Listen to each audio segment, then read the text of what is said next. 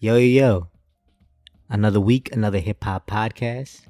As always, it's your boy Mayron. Usually I'm joined by the wonderful, the illustrious Bria, but we are in the middle of a pandemic, so I am recording from my basement, so it's just Mayron today. Rest assured, Bria and I will be back together soon, even if virtually. We're working on getting that set up right now, and it's going to go wonderfully. But yeah, given that I'm immunocompromised, it's probably not best for me to be hanging out in the studio. However, if you are not immunocompromised like me, and you do need to record and you can't do it in your basement, and you feel like the need to get your music out or your podcast out before the end of days, before the end of times, I would suggest going to the Trap Factory, where Bria is creative director. Her and Tay are definitely open right now. They're up in Hyattsville, so if you're in Baltimore and DC or anywhere in between, y'all know where Hyattsville is. Really easy to get to, and it's where we usually record. They have like everything there, full studio, it's fully working, and they're doing all the precautions to make sure everything's clean and everything like that. So definitely hit them up. All right, so it's been a minute, right? I haven't, updated the page in a minute. Haven't given y'all a new pod in a while. So it's about that time. I feel like I definitely got to hold y'all down with a new pod. I know I started a mini series on perfection.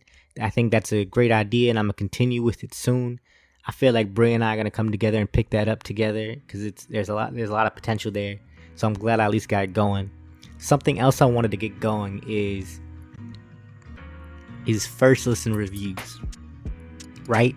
So I think every week on Twitter we come together as a music Twitter family and we kick it about the albums that came out that Friday.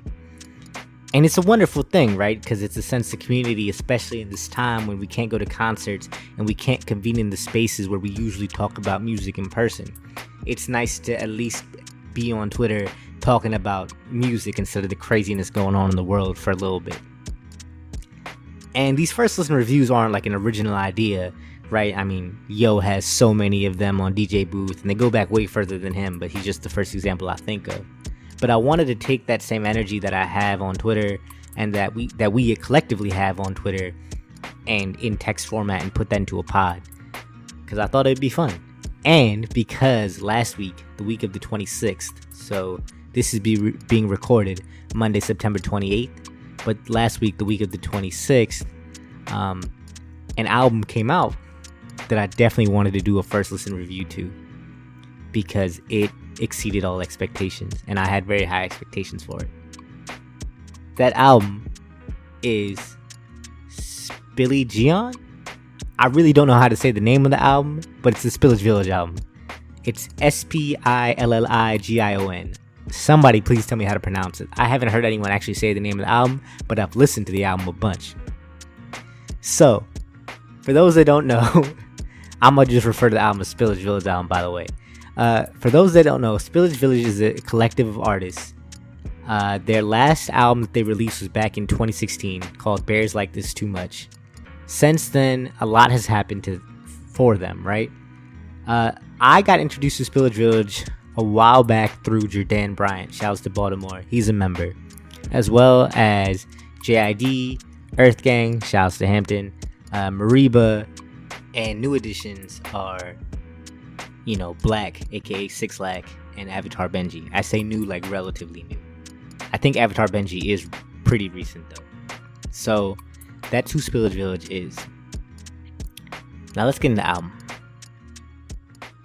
The album itself, I think, is perfectly explained by its artwork. So if you look at the artwork for this album, what you'll see is the Angel of Death, right?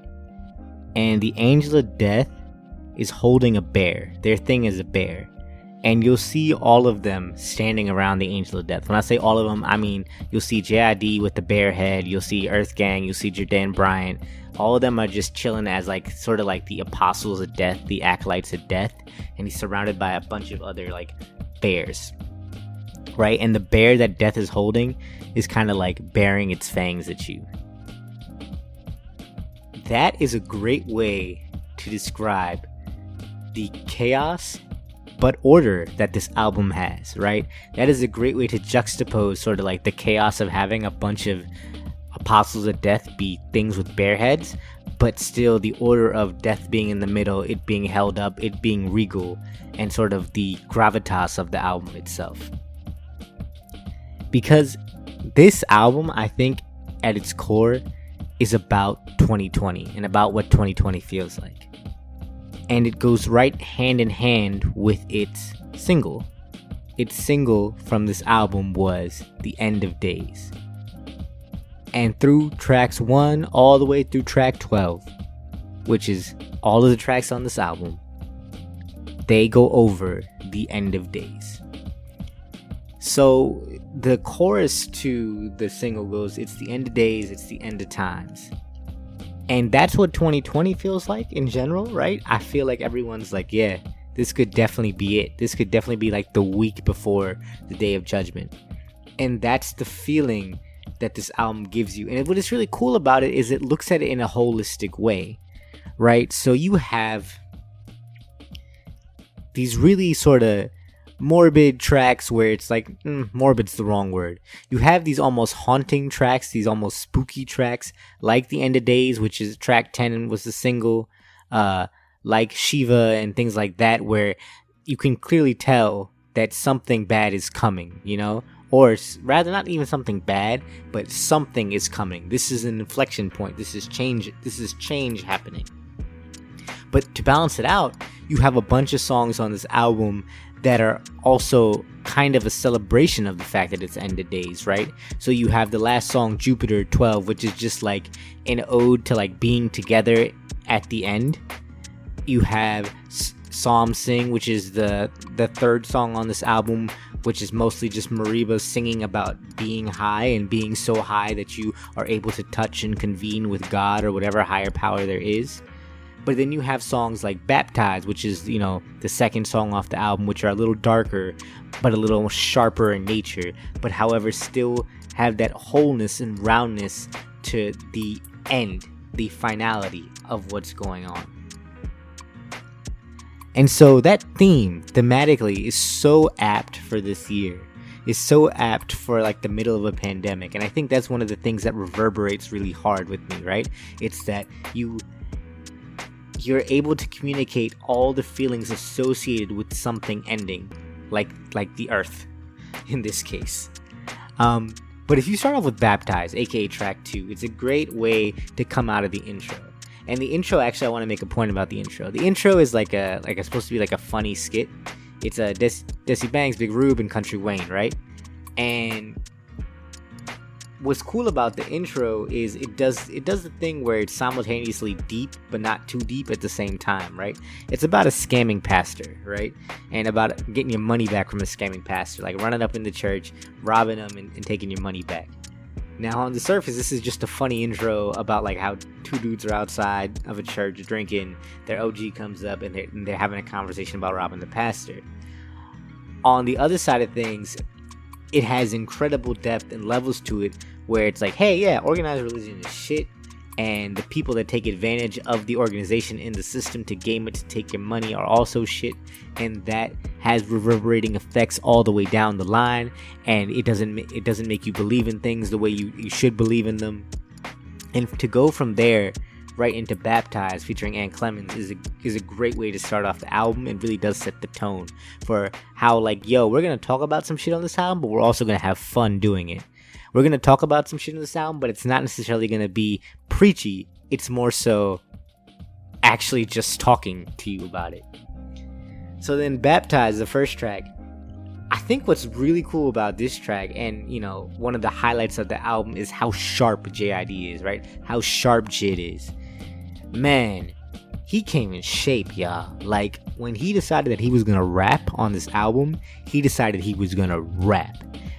Every bar that he spits in this, like, cuts through.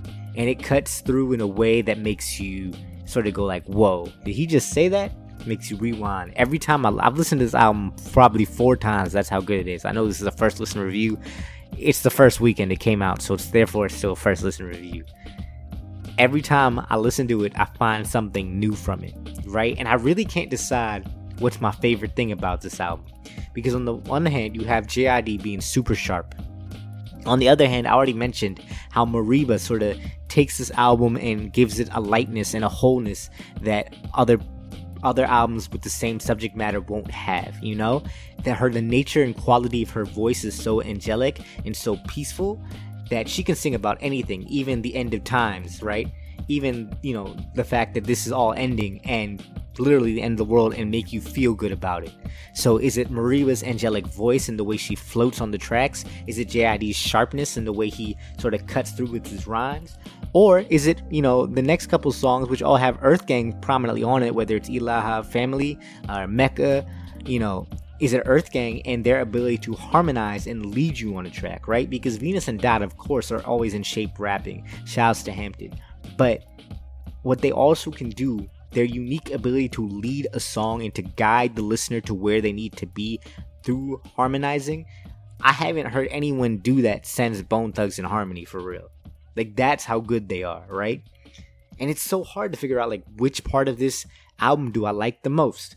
So like I said, Baptized, really sharp rhymes from Jid, and right into Psalm Sing with Mariba, where we sort of transcend this earth and we go up to God. We get so high that we're talking to God, that we sort of fade away from our existence on this earth from the flesh, and we move up. So in a way, Psalm Sing and Baptized are both about the rebirth and the death, right? Because, you know, when you're getting baptized, when you're first coming out, that's your rebirth. And Psalm Sing about being so high that you're kind of not even here. Then we go to Ilaha Family. That's featuring Hollywood JB, Jid, and Earth Gang. Again, I can't actually pronounce the name of this song. I should probably learn how to do that. And I will go back and learn how to do that and come back to y'all at some point. This song is happy, right? It's one of those songs where, like, you listen and you're definitely happy and it has a positive message, but it doesn't try to be preachy. And for that, I am thankful, right? Because it's a nice breath of fresh air of, like, where you have these serious rappers who are just allowed to be happy. And that's one of also the themes in this album, that even though it's the end of days and the end of times and there is a sort of a spookiness to it all, there's a certain level of happiness that you're allowed to experience on every song. And this one has a little bit more of it. Also, if you notice the album, the names of the songs themselves, they communicate something I think pretty important, right?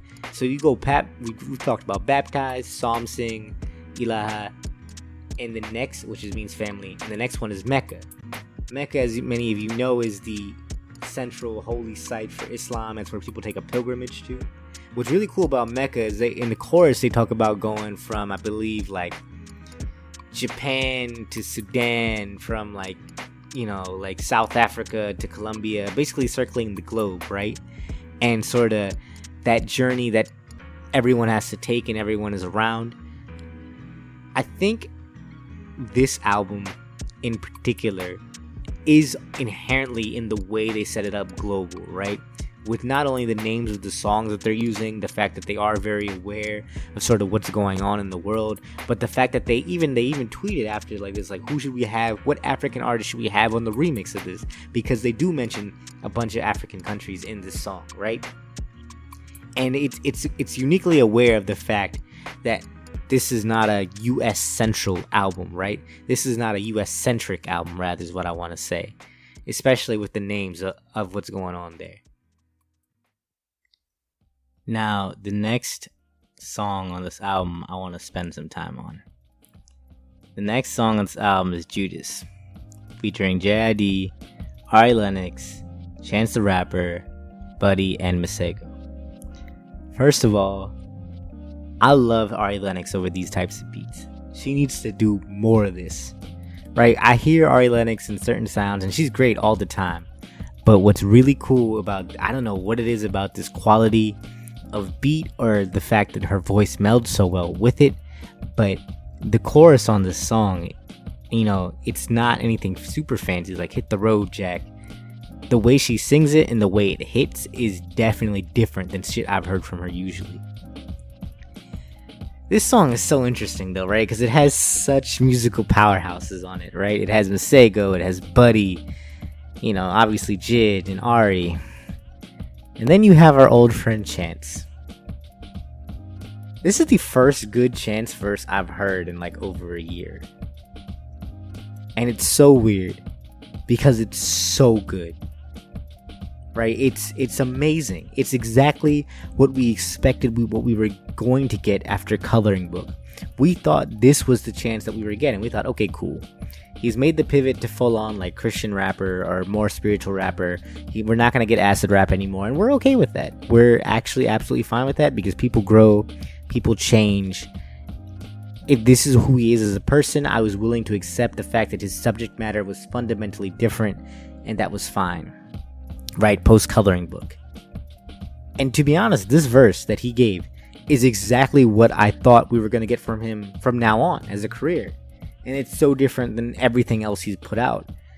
There are slick lines in here about how like Uncle Sam needs to wear hijab.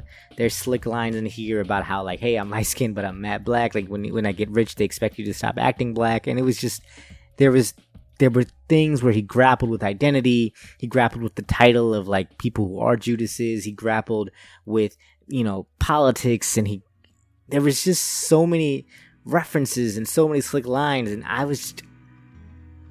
it made me both simultaneously so happy to hear Chance rapping at a high level again, and sad because I didn't get this on the big day. And it reminded me that like, this is why I'm a fan of this guy. This is why he's special. It's because he can do this. I really do hope that we see more of this Chance going forward. I'm glad it got like taken out of him, because like really the last great verse I heard from Chance was he had a verse on Corday's album The Lost Boy, which I really liked, and I was like, oh wow, this is good. But we can't really do much. So the next two songs, Oshun and Cupid, are actually the two songs that I like the least on the album. They're still really good. Black has a prominent role, as well as Earth Gang.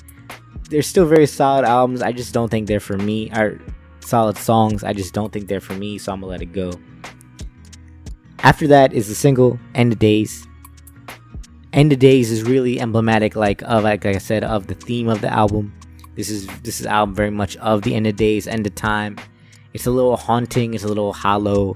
It's definitely a little spooky, some Halloween ass shit, and very, very good choice for a single in my opinion. JID was rapping on that as well. The last two songs, Happy and Jupiter, I think what's really cool about Happy and Jupiter is Benji, I think, had a lot to do with both songs, which is really dope to see him put his imprint on what's going on. And then on top of that, Mariba is sort of the glue that holds these two songs together and sort of puts a bow on the album as we leave it. I think Jupiter might be my favorite. I keep going back and forth with favorites. Jupiter might be my favorite song on the album. It's like what you'd play at the end of a movie. You know what I'm saying?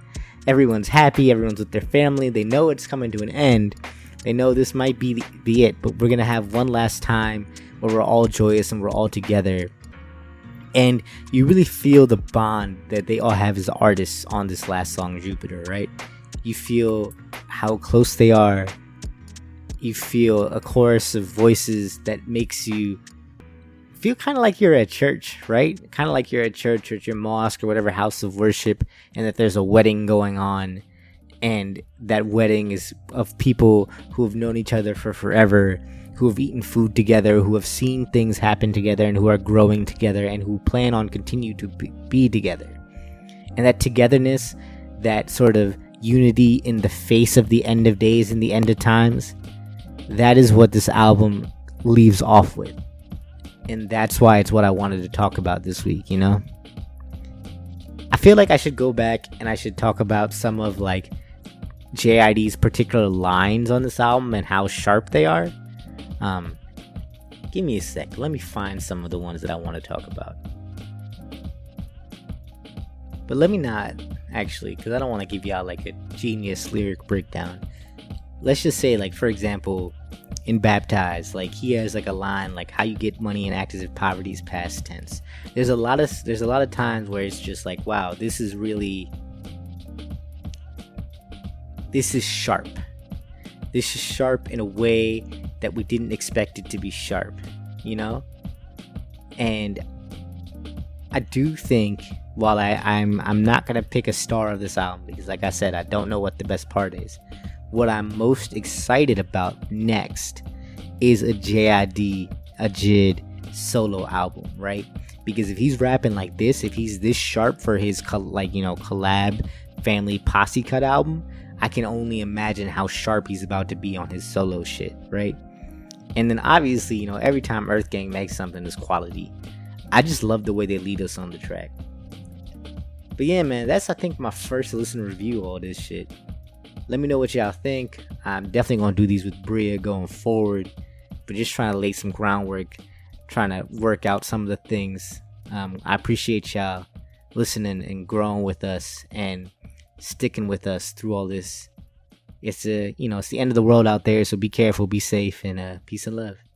Oh yeah, it's Destiny on the beat.